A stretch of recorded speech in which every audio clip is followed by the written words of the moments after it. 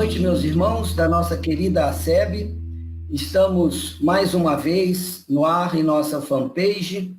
Hoje, dia 5 de novembro de 2020, nós teremos o prazer enorme de receber o nosso irmão Eliomar Borgo Cipriano, da Sociedade Praiana de Vitória, hoje com o tema Energia Mental e Autocura. Então, o nosso tema da noite, como já anunciado, mas vamos repetir rapidamente, energia mental e autocura, está baseado principalmente no livro do Alírio de Cerqueira Filho, que tem esse nome, Energia Mental e Autocura. Para quem não sabe, o Alírio é um psiquiatra espírita com muita vivência na área mediúnica, tem escrito bons livros e esses, em especial, a gente destaca hoje com um foco, porque a ansiedade ela vem campeando no mundo. Só que com a Covid, ela aumentou significativamente. Porque a ansiedade é um estado de insegurança. E a Covid acabou trazendo muito essa questão da insegurança. Muitas pessoas não sabiam o quanto temiam a morte antes de experimentar uma situação que pode de repente, colocar qualquer um de nós frente a essa realidade, ou conosco, ou com alguém muito querido, muito perto da gente. Então, a ansiedade, que já existia e já preocupava, ela aumentou significativamente. O número de suicídios, infelizmente, aumentou muito. Eles não são divulgados pelas razões que todos conhecem. E o transtorno de pânico tem se acentuado demais.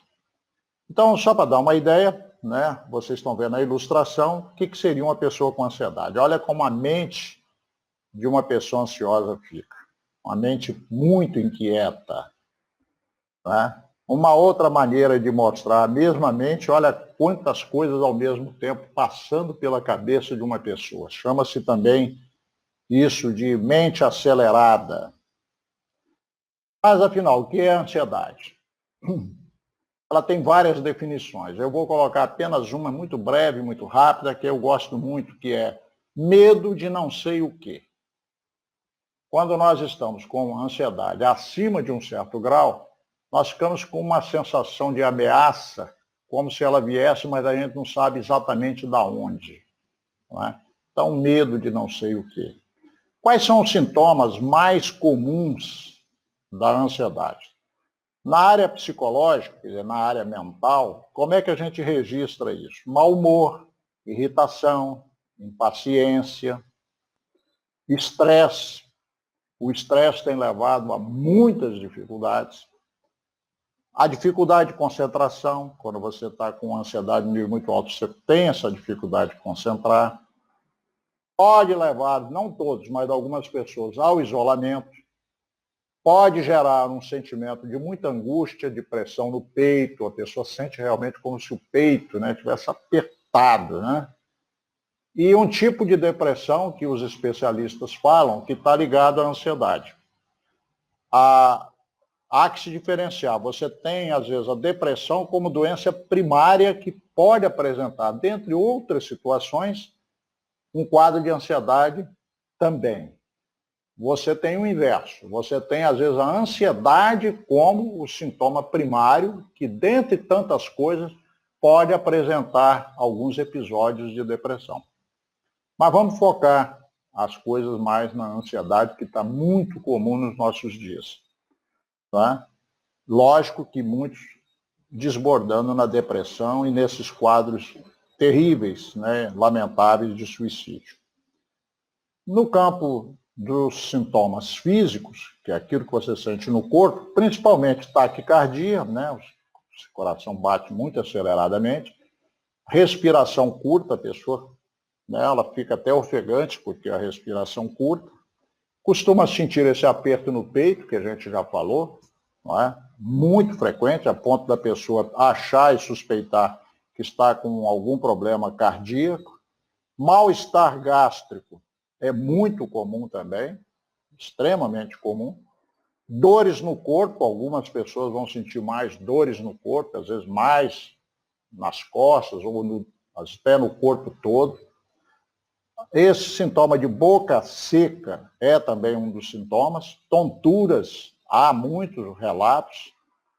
Cansaço, a pessoa do nada, sem quase nada a fazer, ela se cansa muito, porque ela se exaure só naquelas confusões da mente. Exaustão, quando aí começa às vezes parecer um tanto de depressão, começa a se confundir, porque a depressão, um dos sintomas mais evidentes da depressão é exatamente o desânimo, a pessoa fica extremamente desanimada. Então tem hora que você não sabe se você está com uma ou outra situação. Então o que nós vamos conversar serve tanto para ansiedade quanto para depressão. As consequências da ansiedade a longo prazo, insônia, a pessoa passa a ter insônia, é uma das possibilidades, não quer dizer que você vai ter tudo isso, são possibilidades. Distúrbios cardiovasculares, depois de muita intensidade durante muito tempo, podem surgir questões ligadas ao acidente vascular cerebral, né, o que se chama AVC, hipertensão e coisas assim. Os distúrbios gástricos e intestinais podem se tornar crônicos. Distúrbios de pele, algumas situações dessa natureza.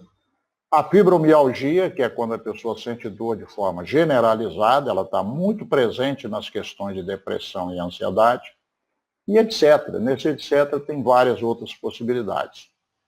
Então, quando a gente analisa a questão da ansiedade, provavelmente a gente pergunta mais o seguinte: eu estou em que nível de ansiedade? Porque a ansiedade, num nível qualquer, todos nós vamos sentir. Só que dependendo do quadro, da situação que a gente está vivendo, do desafio, ela pode se acentuar. Agora, ela pode chegar a um ponto que ela se torna de tal natureza que ela vira doença por si mesma. Você não precisa mais ter motivo para ter ansiedade. O maior sofrimento seu é a própria ansiedade. Então, vale a pena conversar sobre isso, vários autores, não temos nenhuma pretensão. Estamos trazendo aqui algumas análises que a gente fez, porque desde 2004 nós fomos convidados a trabalhar na Federação Espírita do Estado do Espírito Santo, na área de mediunidade. Nós estamos muito ligados à área de mediunidade, desde 1977, ligados à área da mediunidade. Então, o pessoal lá da Federação nos solicitou se poderíamos dar uma colaboração na área da mediunidade e falamos sim. Mas eu gostaria de dar um foco específico, porque eu vejo a ansiedade muito presente na história dos médiuns em ação. Dentro das reuniões mediúnicas, a gente convive com os médiuns e percebe muitas queixas na área da ansiedade. Então eu gostaria de ver se aqui, junto com a equipe, a gente estuda um tanto mais. Acabou que isso estava muito na minha cabeça e eu tive que pesquisar vários livros. Eu vou dar uma ideia mínima de alguns livros para vocês aqui. O primeiro, para tratar disso, foi o Energia Mental e Autocura. Então, a pergunta é, qual é o remédio para a ansiedade? Essa que é a questão. Diagnosticar e saber o que é, todo mundo sabe. A questão é, como que eu lido com isso? E aí você vai verificar que a ansiedade, ela não deve ser olhada tanto pelo sentido de cura. Não é curar, é como eu aprendo a lidar. A cura da ansiedade, nós vamos ver mais ao final da nossa fala, está muito mais ligada à maturidade que a gente consiga adquirir para aprender a lidar com ela do que propriamente eliminá-la. A cura não significa eliminar a ansiedade. A cura significa muito mais aprender a lidar com ela de tal forma que ela não provoque todas aquelas dificuldades que a gente tem vivido. Porque, na verdade, ao não saber lidar com a ansiedade, nós colocamos lenha na fogueira. Grande parte da solução da ansiedade está em não colocar mais lenha na fogueira, colocar água na fogueira. Mas impedir que a fogueira aconteça não é possível. Nós temos que aprender a lidar. Mas vamos lá. Então, nós, começando para analisar principalmente o livro do Alírio, que é o Energia Mental e Autocura, nós vamos lá no livro Pão Nosso, lição número 15, de Emmanuel, e retiramos essa frase pequenininha e magistral. Pensar é criar. Tudo nasce no pensamento. Tudo que nos envolve, tudo que nos cerca, nasce no pensamento de uma ou de várias pessoas. A cadeira onde você está sentado, pode ter certeza, ela é resultado do pensamento de quantos? Não é só de quem a fabricou, quem a idealizou inicialmente, o material que reveste essa cadeira e coisas assim. Isso só vai dar uma ideia simples. A casa onde nós estamos, a energia elétrica, essa coisa maravilhosa da internet, tudo isso nasce primeiro no pensamento e é um somatório de pensamentos. Muitas coisas que nos rodeiam estão ligadas ao pensamento humano. O ser humano tem o poder de criar através do pensamento. Mas primeiro você pensa para depois aquilo se tornar concreto. Algo concreto na sua frente. Um carro, uma casa, ou seja lá o que for. Mas aquilo que nos rodeia, que não foi criado pelo homem, está onde? É pensamento de quem? Então, em última análise, pensamento de Deus. O que não é pensamento do homem é pensamento de Deus. Então vamos começar a pensar um pouquinho na questão do título da noite, que é energia mental e autocura. O que é energia mental? A própria expressão já está dizendo. Energia da mente. Então existe uma energia da mente? Com certeza. A mente é poderosíssima. E ela tanto pode nos ajudar a construir muito, criar no sentido positivo, como pode também nos prejudicar no sentido de criar de forma negativa. Nós temos que estar atentos. Ela tem uma força criadora incrível. Pode te alavancar para o melhor, pode te afundar. Nós temos que cuidar do que se passa na nossa mente. Então, o que é energia mental? Energia da mente, força da mente.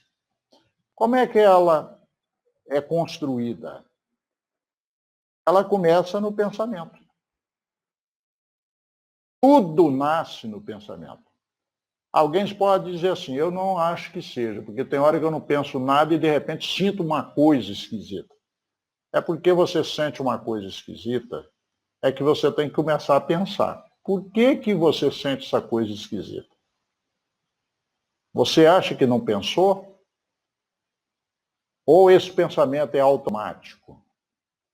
E você não se dá conta dele, você só se dá conta do efeito quando ele já está no passo seguinte. Nós vamos tratar disso na nossa fala, você vai entender melhor. Não precisa entender tudo agora, não. Nós vamos dar uma sequência de raciocínios para a gente entender isso. Então, tudo nasce no pensamento que, por sua vez, gera um sentimento. Que, por sua vez, gera uma vontade. E volta, por sua vez, a gerar novos pensamentos, novos sentimentos, vontade, e você fica nesse círculo. Não é? Ele é tão dinâmico e, ao mesmo tempo, tão rápido que a maioria de nós não consegue saber o que vem primeiro.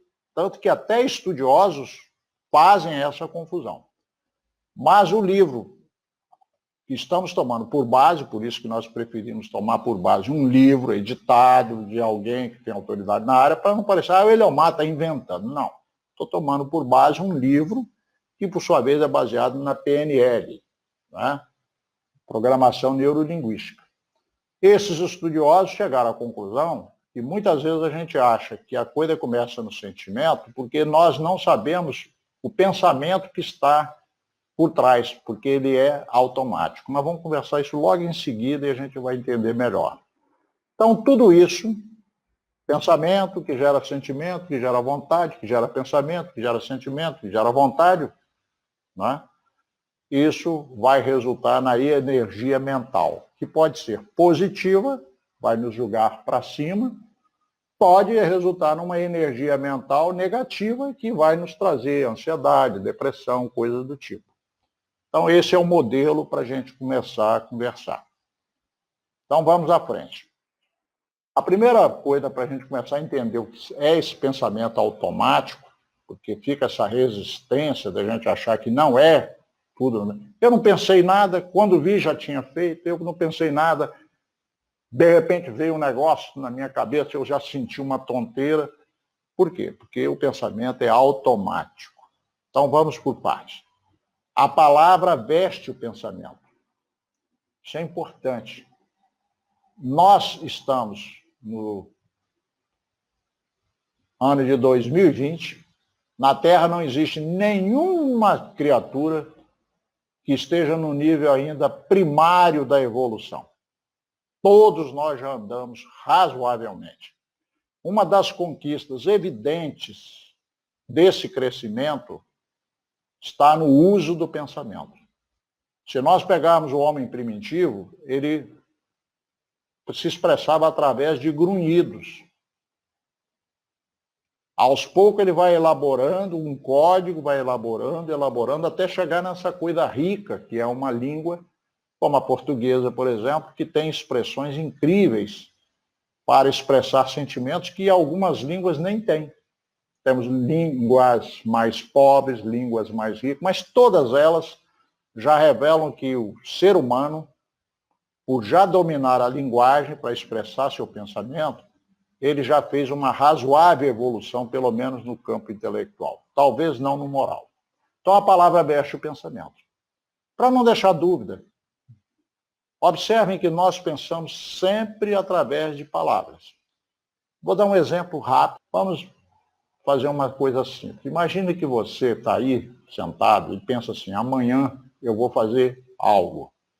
E aí, quando você pensa no que você vai fazer, como é que você pensa? Amanhã, quando eu acordar, eu vou tomar meu café, vou pegar minha bicicleta. Vocês são aí de Guarapari. Vou pegar minha bicicleta, vou ali para a Praia do Morro, são 4 quilômetros, ou sei lá, algo assim, de praia. Vou entrar ali na pista própria dos ciclistas, vou até lá no final, né, lá na Morro da Pescaria, volto, depois vou tomar minha aguinha de coco. Olha, você está planejando uns negócios na sua mente, mas você está falando para você só através de palavras.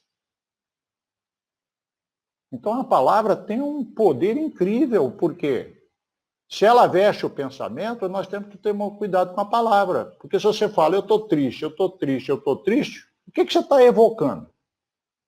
Se você fala, eu estou alegre, o que você está evocando? A palavra veste um pensamento que gera um sentimento, que gera uma vontade.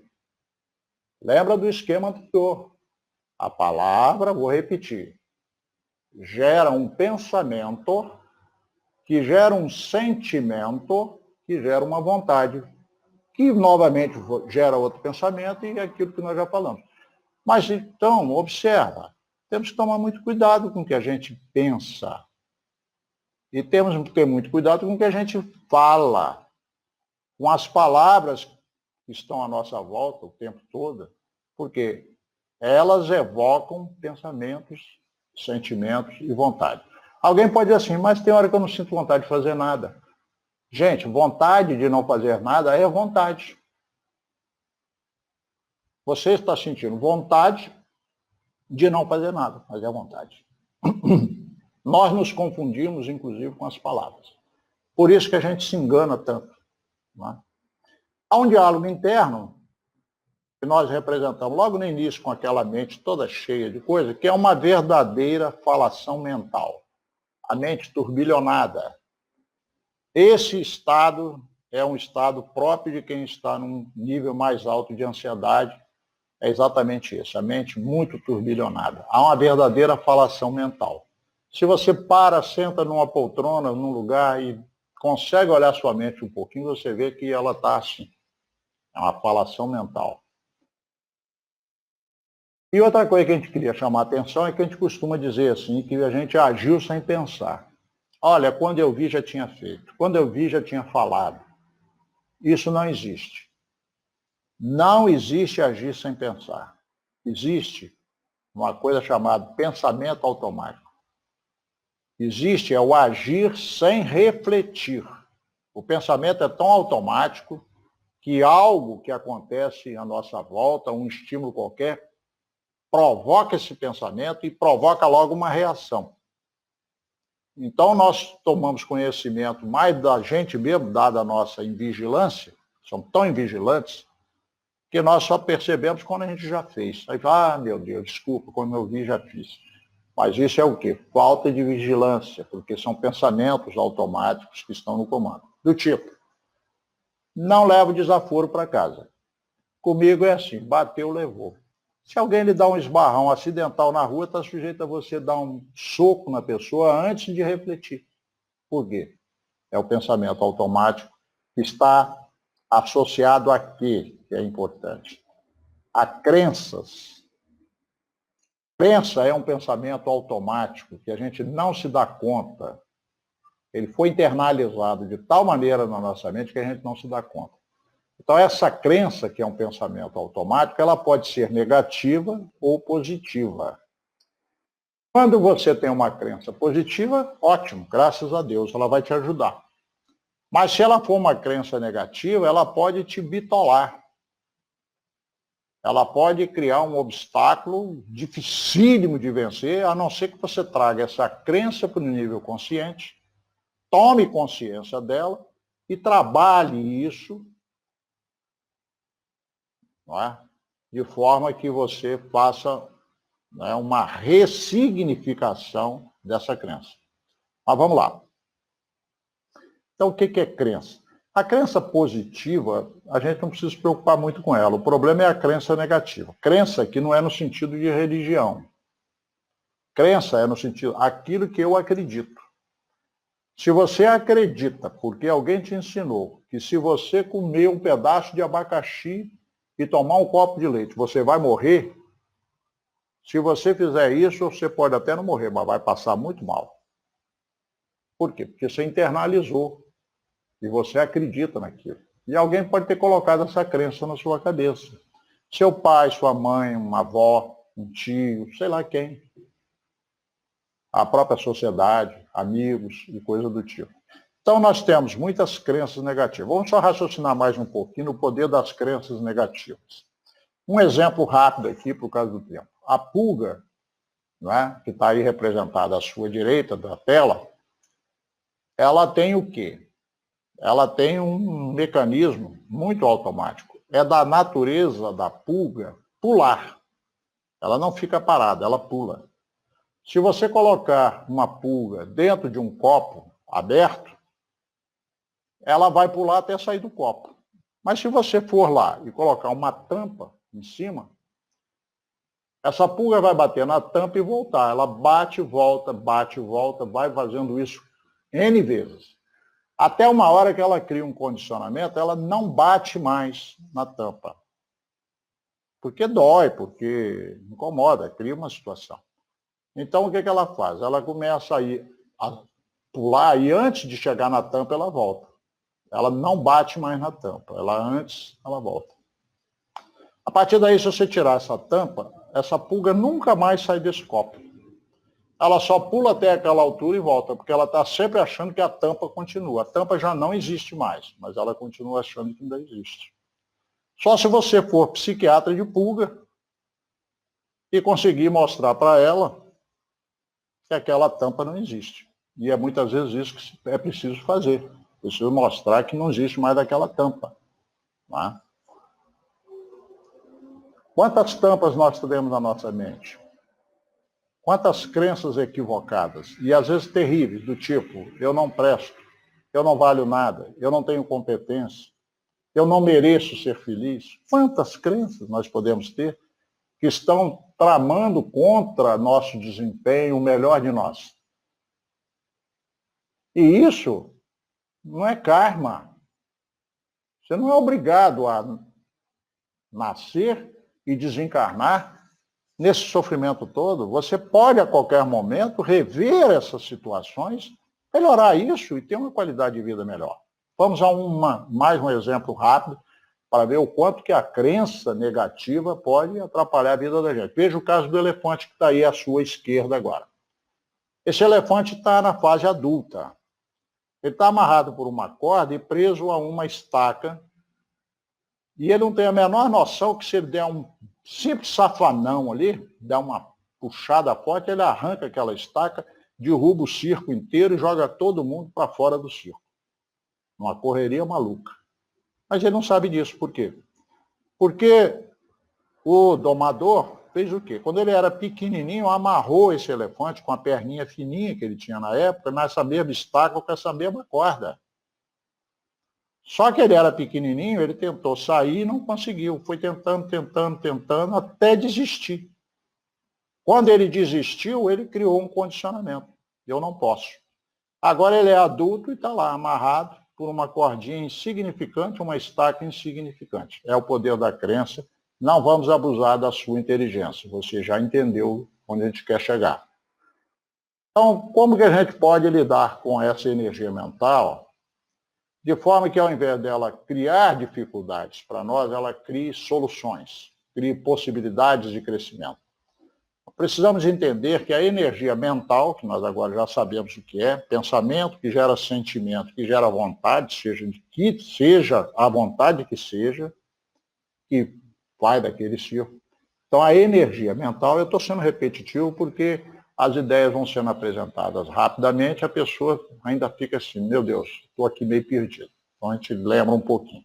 Então, essa energia mental, ela tem 3 opções na vida de qualquer ser humano. Nós podemos pegar essa energia mental e cair na invigilância. O que seria a invigilância? São textos lá do livro do Alírio. Dar vazão aos pensamentos subconscientes e emoções primárias. Queria lembrar que nem tudo que eu estou apresentando aqui é do livro, e nem menos ainda do que eu vou apresentar. O livro é uma das contribuições. Mas essa aqui é uma contribuição do livro propriamente. Então, a invigilância é quando você dá vazão aos pensamentos subconscientes e emoções primárias. Eu vou explicar isso com um exemplo que vai ficar mais fácil. Uma outra opção que nós temos é a repressão ou fuga, que é reprimir os pensamentos subconscientes e as emoções primárias. Vamos lá. O que normalmente a gente faz quando a gente tem um pensamento, por exemplo, desagradável na nossa mente? Nós temos a possibilidade de cair na invigilância e ficar ruminando aquilo. Vamos supor que a gente começou a preocupar com alguma coisa que pode ou não acontecer. Mas nós já estamos num grau de ansiedade tal que aquilo para nós embaralha a mente, aquilo fica rodando na nossa mente. Então, o que a gente faz? Fica alimentando aquilo, dando vazão, pensando, construindo, imaginando. Nós não estamos falando aqui da ação espiritual. Porque nós, espíritos, costumamos logo querer colocar os espíritos. Não, temos que pensar que nós somos espíritos encarnados. Nós somos espíritos, tanto quanto existem os espíritos desencarnados. Eles atuam sobre nossa mente, mas eles são convidados pelo nosso desequilíbrio. Entender isso? Então, o que nós precisamos é lidar da nossa casa mental. Jesus fala da vigilância. Então, na vigilância, o que a gente faz? Meio inconscientemente, de forma muito mecânica, sem se dar conta, a gente pega um pensamento negativo, estou colocando o caso do pensamento negativo como exemplo, e fica ruminando. E quanto mais você rumina, aquilo mais vai ficando angustiante, até uma hora que você não dá conta mais. Ou você vai tomar um Lexotan, um Rivotril, alguém vai tomar uma cachaça, como o pessoal fala, tomar uma cerveja, outro vai para uma loja comprar, vai fazer alguma coisa, porque não dá conta daquilo ali. É exatamente esse outro lado aqui. Quando a gente não dá conta de ficar com aquilo na mente, a gente vai para onde? Para uma repressão. Reprime os pensamentos. Ao invés de observá-los, encará-los, a gente foge deles. As fugas hoje da nossa sociedade são enormes. A mais comum é o alcoolismo, que vem gerando todas essas tragédias. Acentuando um pouco mais nessa fuga, nós temos as drogas, né, ilícitas, porque, infelizmente, na humanidade, o álcool é considerado uma droga lícita. Você pode comprá-la onde você quiser. A partir de um certo ponto, você pode ir para cocaína, pode ir para maconha, cocaína e até essa infelicidade do crack e coisas assim. Então, são fugas. A pessoa não dá conta. Outra fuga muito comum, cigarro. Outra fuga muito comum, compras compulsivas. Outra fuga muito comum, ir para a geladeira e atacar a geladeira. Daí a pouco o sujeito está na obesidade. Tem pessoas que estão tendo problemas no Covid por conta disso. Não dão conta da ansiedade e, sem muita mobilidade como antes, vão para a geladeira. E começam a engordar, sem se dar conta que estão presas a uma compulsão. As compulsões hoje são tantas na sociedade que antigamente nós tínhamos os neuróticos anônimos. Desculpem, os alcoólicos anônimos. Chamava os alcoólatras anônimos, não importa o nome. Depois chegou-se aos neuróticos anônimos. Depois chegou-se à conclusão que existem os compulsivos do sexo. Depois chegou-se à conclusão que existem os compulsivos da alimentação. Depois chegou-se à conclusão que existem os compulsivos até do chocolate, da Coca-Cola. Olha, e agora uma doença muito profunda que está acontecendo, uma compulsão, que é a compulsão da internet, que para muitos já passou do limite do razoável e já virou doença, e a gente não se dá conta. Então, a humanidade, do modo geral, ela oscila num movimento pendular entre invigilância e repressão. Ou a gente dá vazão aos pensamentos negativos, até um ponto de exaustão, possivelmente, ou a gente vai direto para a fuga, ou a partir de um certo momento a gente vai para a fuga, que são essas que a gente colocou.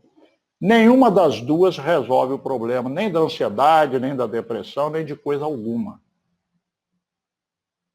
Qualquer problema que a gente tenha, se a gente ficar só ruminando, não leva a nada. Se nós fugirmos dele, também não leva a nada. Então, qual é a saída? A saída foi colocada por Jesus, a vigilância. Vigiar quem? A nós mesmos, os nossos pensamentos. Então, o que você faz se você entrar pelo campo da vigilância, que é a solução? É o caminho do meio, do equilíbrio. Veja, é o caminho do meio mesmo, é do equilíbrio. Transformar os pensamentos subconscientes em conscientes, quer dizer, tirar aquilo que está no nível inconsciente, subconsciente, que a gente não sabe o que é, só sabe dizer assim, é um negócio esquisito, não sei dizer o que é. Tem que começar a pegar esse negócio esquisito, que eu não sei o que é, e começar a analisar e dar nomes para ele, descrever. Quando a gente fizer isso, nós estamos começando a tratar a nossa mente. Então, transformar os pensamentos subconscientes em conscientes, trazer para o nível consciente. O que está acontecendo comigo? E as emoções primárias, medo, raiva, tristeza, principalmente, porque são as que mais nos angustiam, né? Porque a alegria é uma emoção primária, mas ela é positiva, o amor também. Mas vamos pegar principalmente essas três emoções aí que maltratam, né? Que é a raiva, a tristeza e o medo, transformar, né, essas emoções primárias em emoções nobres. Mas como é que a gente poderia fazer isso? Então, lá no livro, o Energia Mental e Autocura tem uma técnica chamada PARDA, que é para exercitar a autoconsciência. PARDA é um acrônimo que significa o seguinte: P de percepção, A de aceitação, R de reflexão, D de decisão e A de ação. Se nós conseguirmos, diante de uma dificuldade, que é essa que a gente colocou anteriormente, se eu estou na invigilância, ruminando, ou se eu estou na repressão, fugindo, se eu tomar consciência de que nenhuma dessas duas situações vai resolver minha vida, eu estou apenas jogando a sujeira embaixo do tapete, no caso da repressão, se eu tomar consciência disso, assim, não quero continuar com essa meia sola na minha vida. Não quero essa meia vida. Eu quero uma vida com qualidade. Isso não tem nada de errado. Nós não temos que passar por determinada dificuldade, porque é o nosso karma. Basta cada dia os seus cuidados, não precisamos aumentá-los. É o que Jesus fala lá no Evangelho. Nós já temos os nossos karmas, nós já temos os nossos resgates inevitáveis. Mas nós podemos sobrecarregar isso, e isso é por nossa conta. Não é nem por conta dos benfeitores, nem por conta de Deus. Então nós podemos e devemos aprender a lidar com uma situação para que ela não fique mais pesada do que precisa ser. E nós conseguimos fazer com que ela fique, às vezes, pesada demais pela nossa forma de tratar, de encarar a situação, ou de não encarar. Então, veja bem, nós estamos falando disso aqui. Quando nós chegamos à conclusão que a invigilância não está resolvendo, a fuga não está resolvendo, e resolvemos ir para o caminho do meio, que é a vigilância, como é que a gente faz essa vigilância? Tomando consciência. O que está acontecendo comigo? Então, o primeiro passo, perceber o que está acontecendo. Uma pergunta que funciona bem é, o que está acontecendo comigo? Não com a minha mãe, com meu pai, com o governo, com o meu filho. Que a gente já quer logo botar a culpa em alguém, achar um culpado. Não, o que está acontecendo comigo? Independente se tem alguém ou não contribuindo para que isso aconteça. Mas eu estou reagindo dessa maneira inadequada e isso está me prejudicando. Então, o que está acontecendo comigo? Eu estou com medo, estou muito preocupado. Acabei de ver uma notícia ali, estou com a cabeça desse tamanho, estou aqui tudo rodando, com medo danado que pode acontecer isso, acontecer aquilo. Está lá você na sua ansiedade. Então, perceber, eu estou num quadro de ansiedade. O que está acontecendo comigo? Estou num quadro de ansiedade. Minha mente está turbilhonada, estou preocupado, estou aí com essa coisa. Percebeu? O passo seguinte é aceitar.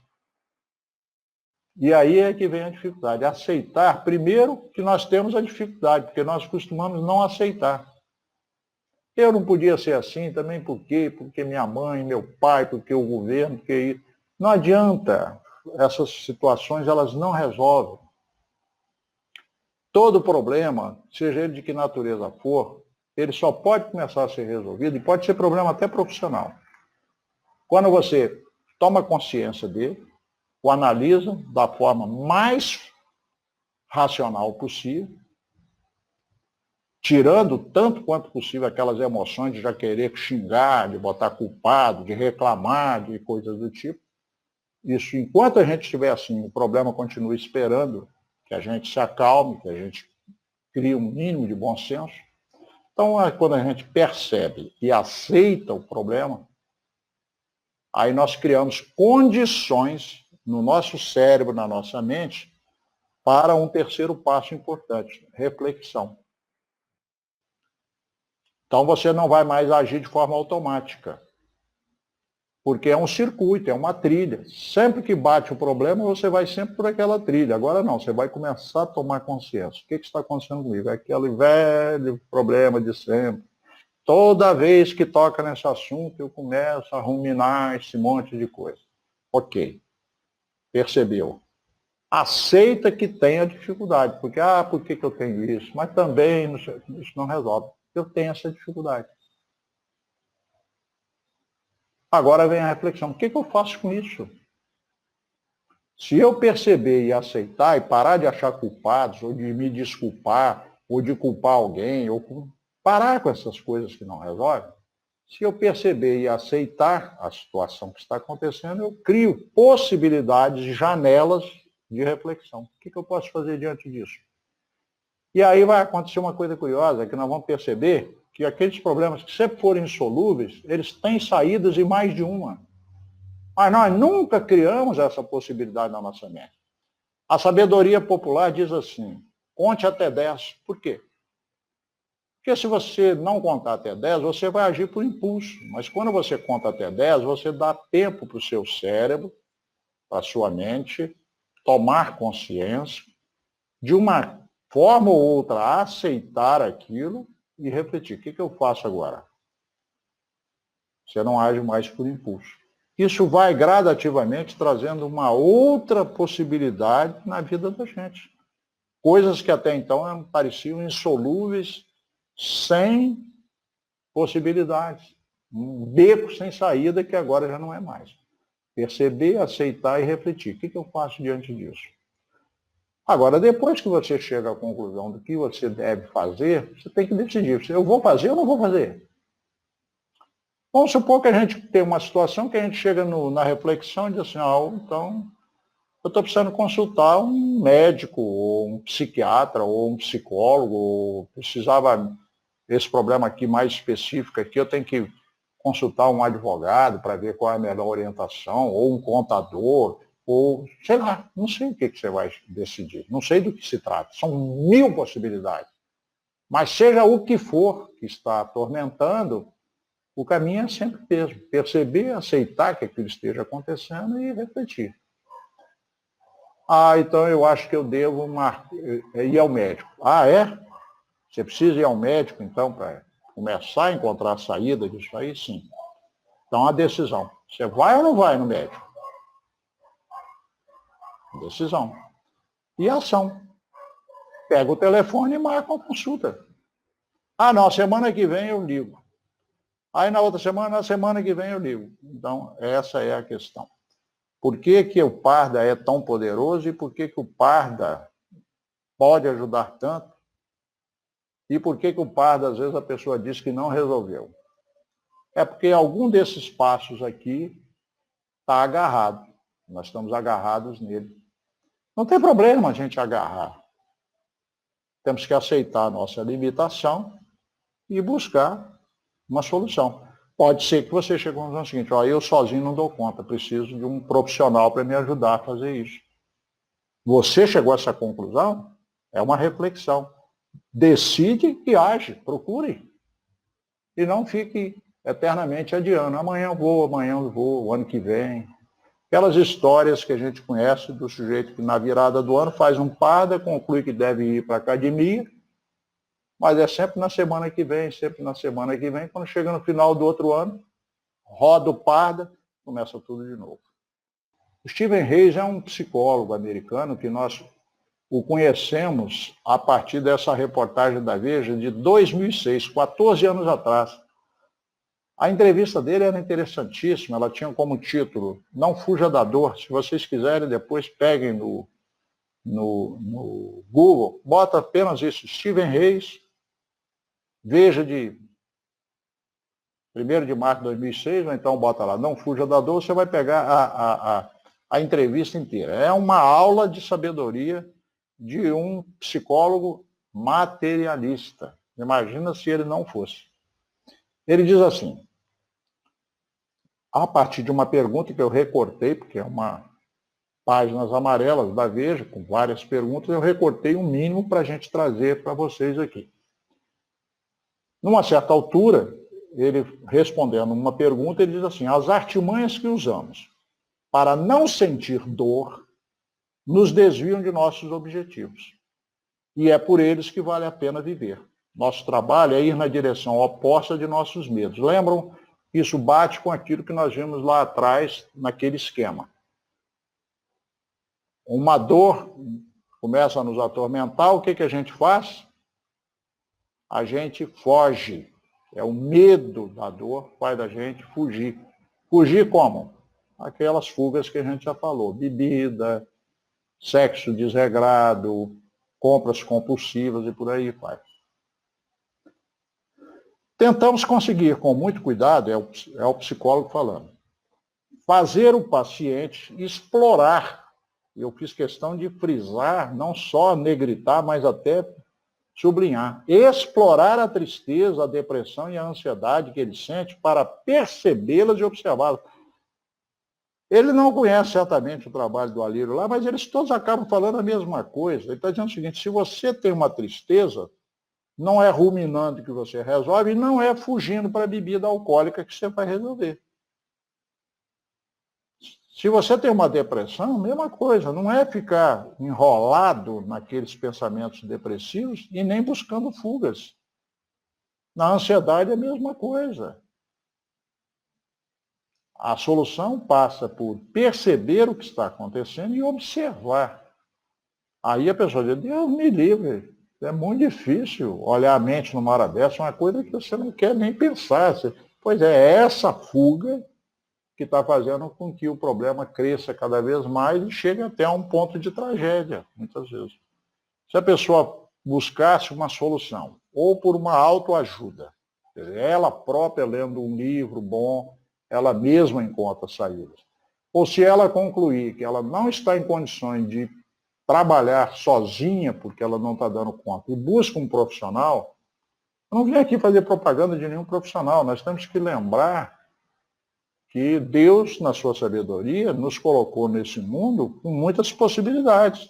Do mesmo jeito que você vai a um gastro, se você tem um problema de estômago, você vai a um cardiologista, se é um problema na área cardíaca, você pode e deve ir a um psicólogo ou a um psiquiatra, por que não? Ou buscar uma casa espírita, um atendimento fraterno. Poderá recorrer à terapia espírita, que é tão importante, do passe. Mas veja, onde é que está a solução efetiva do nosso problema se nós buscarmos qualquer um desses caminhos? Está na reforma íntima. Está na tomada de consciência e mudança de atitude. Senão nós vamos ficar buscando sempre remédio externo. Você busca na farmácia, busca no passe, busca sempre fora. Não, nós temos que entender que o problema só vai ter solução efetiva quando nós formos de frente para ele, por mais difícil que seja. Então ele vai dizer isso aqui, né? Nós precisamos perceber e observar para começar a lidar com a dor de forma adequada. E a dor chamada depressão e a dor chamada ansiedade é dor, é uma dor da alma. Ela é tão séria que ela tem levado pessoas a essa infelicidade do suicídio. É dor, não é brincadeira, não é fingimento. É uma doença, é uma dificuldade, ou o nome que você queira dar. Não é um processo muito arriscado esse de ir na direção à dor, olhar a tristeza de frente, olhar a ansiedade de frente? A pergunta da Veja foi nesse sentido. Olha o que ele respondeu. O que nós propomos não é tentar mudar os pensamentos ruins, mas que eles sejam aceitos. Olha, falando lá daquele segundo passo lá, você percebe e aceita, para que eles sejam aceitos e deixe de influenciar o comportamento do paciente. Depois ele diz assim, o processo consiste em se distanciar aos poucos de todos os pensamentos, tanto os negativos como os positivos. O resultado é que as obsessões vão se diluindo. Ele está dando um conselho interessante, que ele está dizendo o seguinte, nós podemos nos acostumar, se quisermos, com pequenos exercícios gradativos, a olhar a nossa mente, o que se passa na nossa mente. Ora, olhar o que se passa na nossa mente no momento de alegria é facílimo. Olhar o que se passa na nossa mente no momento de tristeza já não é tão fácil. Ele está dizendo que nós precisamos aprender a nos distanciar de todos. Aprender a olhar a mente como se estivéssemos olhando para uma vitrine, ou como se estivéssemos à beira de um rio, olhando o rio passar sem mergulhar na corrente, isso não é tão simples quanto parece, precisa ser treinado. Só que isso tem um poder de solução incrível. Essa reportagem vai mostrar isso. O resultado é que as obsessões aqui no sentido de ideia fixa, né, daquele pensamento que fica atormentando o tempo todo, vão se diluindo. Vou pegar só rapidamente um recorte muito rápido de um outro especialista que a gente tem trabalhado com ele, tem pesquisado, chama-se Viktor Frankl. Vou citar só um dos livros dele, que é Em Busca de Sentido. Ele tem outros. E vou recortar só uma frase dele que ele fala, criar um espaço entre o estímulo e a resposta. Quando você percebe uma situação desagradável na mente, você percebe e aceita, você cria esse espaço entre o estímulo e a resposta, que a sabedoria popular chama de conte até 10. Você tem um estímulo, vai dar um soco no sujeito, você conta até 10. Contou até 10, é como se você esfriasse. Você dá tempo de um impulso que está lá no sistema límbico ser trabalhado pelo lobo frontal. Se der tempo, a gente mostra isso através de um slide. Então, o Frankl falando da mesmíssima coisa, a mesmíssima solução, por outras palavras. Jung fala a mesma coisa, dentre tantas outras possibilidades, nessa frase. Tudo a que você resiste, persiste. Ou seja, a solução está na aceitação. Enquanto a gente não aceita que aquilo esteja acontecendo, briga com aquilo. Isso não podia acontecer comigo. Também, como é que Deus permitiu isso? E não sei o quê. Enquanto a gente está nessa situação, a gente está resistindo, a dificuldade persiste. A solução, por incrível que pareça, vem quando a gente para de brigar, aceita a realidade e diz: o que eu posso fazer diante disso? Vários autores, eu estou trazendo alguns para vocês, tem mais, falando a mesma coisa. Vou pegar só mais um desses. São todos não espíritas, com exceção do Alírio. O Hermógenes tem um livro, dentre tantos que ele tem, ótimos também, chama Yoga para Nervosos. Ele fala assim: curar-se não é deixar de sentir sintomas. Esse é o grande erro de quem tem depressão e ansiedade. Nunca mais quero sentir essa coisa horrorosa. A cura não vem dessas possibilidades. Curar-se não é deixar de sentir sintomas. É trocar a repressão por compreensão. Ignorância por sabedoria. Ansiedade por contentamento, que é o assunto da noite. Desespero por coragem. Medo por serenidade. Agitação por quietude. E ele dá mais algumas outras opções. Recortei essa frase muito importante dele, porque ele está colocando o seguinte: nós, para nos curarmos de certas dificuldades, não significa que elas devam desaparecer da nossa vida. Eventualmente pode até desaparecer, mas não é aí que está necessariamente a solução ou a cura. A cura é quando a gente faz essa mudança. Você troca a ansiedade por contentamento. Você troca o medo por serenidade e coisas assim. Trabalhando ainda um pouquinho essa parte, recortando mais detalhadamente, então quando ele fala curar-se não é deixar de sentir sintomas, é trocar ansiedade por contentamento. Vamos analisar ainda que rapidamente o que seria o contentamento. Quando nós conseguimos reduzir a ansiedade dentro da nossa intimidade, o que começa a acontecer? Nós começamos a apreciar mais o que está à nossa volta. Nós passamos a ter uma atenção plena de coisas mínimas da vida que são muito agradáveis e que perderam toda a graça. Você começa a agradecer pelo simples fato de poder respirar. Tem gente aí, ó, com a Covid, que tudo que quer agora é conseguir respirar. Você começa a perceber que dádiva é você ter a água em abundância para você beber e o quanto é importante isso na sua vida. O corpo constituído de 70% de água. O alimento que está ali, você se dá conta do alimento. Tomar consciência, não fazer isso de forma mecânica, automática. Quando você está se alimentando, se dar ao luxo e ao prazer de sentir o paladar, que você, quando está muito ansioso, você não sente mais nada. Você está se alimentando com a mente tão turbilhonada que você já está com a mente lá na frente, 2, 3 anos na frente, é aquela confusão. Você não consegue viver o presente. Então, quando você simplesmente presta atenção no paladar, é que você vê como sua mente está agitada, tumultuada. Tem pessoas que, quando estão muito ansiosas, até o corpo fala muito, elas não conseguem nem ficar com as pernas paradas no lugar, as mãos, ela está toda agitada. Então, quando você começa a se dar conta de pequenas coisas, as coisas podem começar a mudar. E você começa a sentir o paladar, os aromas, os perfumes. Quantas pessoas tomam banho de forma tão automática que o melhor sabonete não tem a menor significação?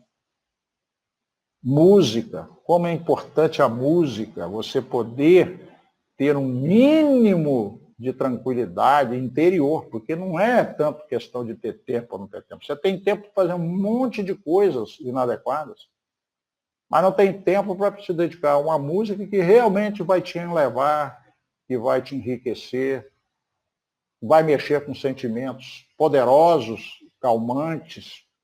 Quanta coisa na música. Curtir uma boa música, seja lá que for.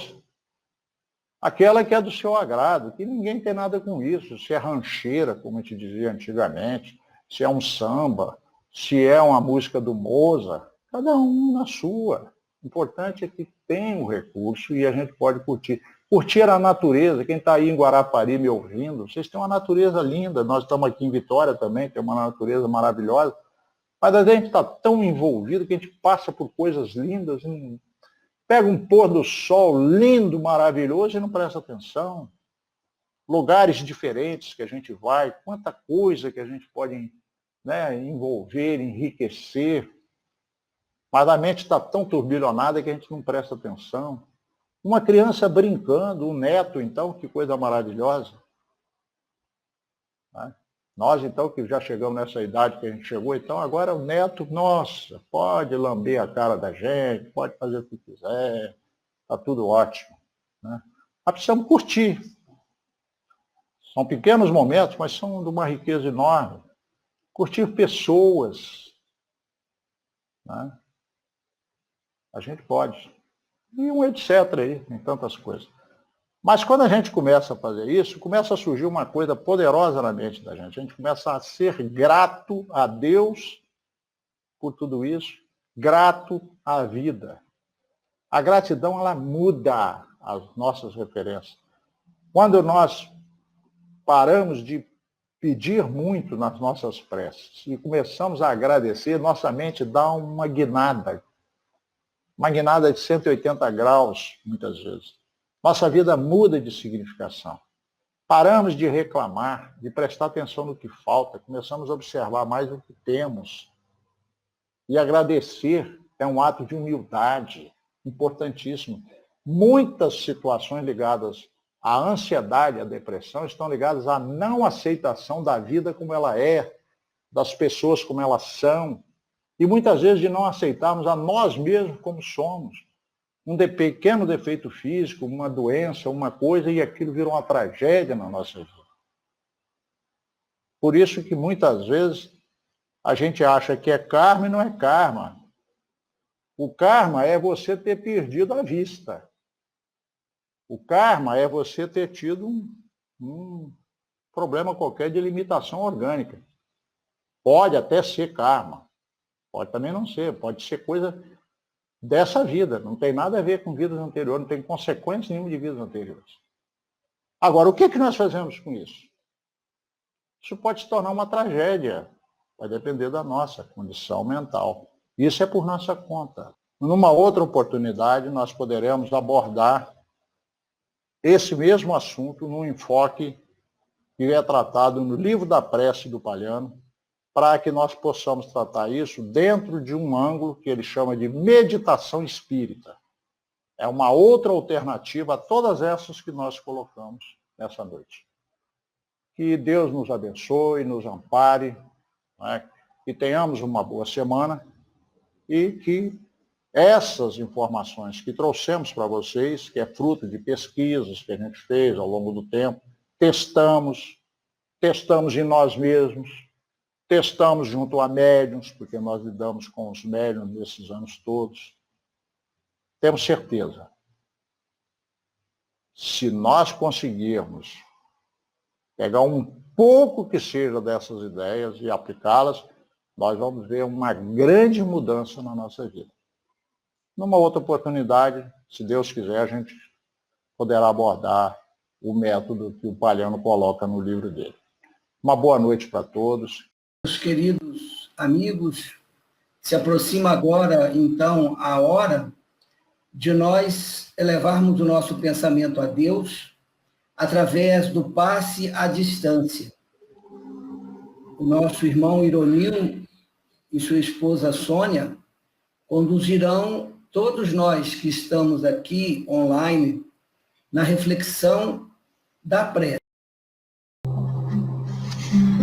Senhor Jesus, nosso benfeitor divino, através do seu evangelho de amor, nós entendemos que possuímos valiosos recursos para utilizarmos convenientemente.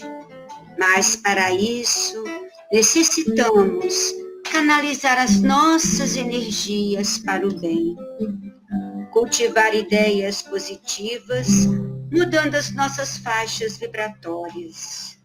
A oração que produz a sintonia mental com Deus, nosso Pai Celestial, gerando uma psicosfera harmoniosa para o nosso bem-estar, propiciando o restabelecimento de energias saudáveis que auxiliarão no equilíbrio do nosso organismo físico, espiritual e mental. Agradecemos, Jesus, pelo amparo e recebendo essas energias neste momento, através destes ensinamentos e através da música, nós sentimos todo o equilíbrio, propiciar agora o restabelecimento do nosso organismo. Sinto mãos pairando sobre mim, orar ao meu anjo guardião, elevar o pensamento até o céu, tomar o passe, a doce posição, concentrando, transfundindo, dispersando, refluindo, tudo com a divina força da boa vontade. Vou manter o pensamento em Deus, nos ensinamentos de Jesus, elevar os sentimentos meus, receber das esferas de luz, energia de restauração, fluidos cósmicos de libertação. Para conservar esse ambiente, o pensamento é tudo. Orar está em boa sintonia, servir com muita paz e alegria, doar sempre o melhor de mim para o outro, sorrir, às vezes muito é dar tão pouco, tomar um passe com fé e humildade, pedir por espiritualidade, orar, agradecer pelo auxílio, seguir amando a Deus, pois somos seus filhos. Vamos assim manter o pensamento em Deus através das orações diárias, para que possamos sentir essas energias restauradoras, benéficas, envolver-nos hoje sim.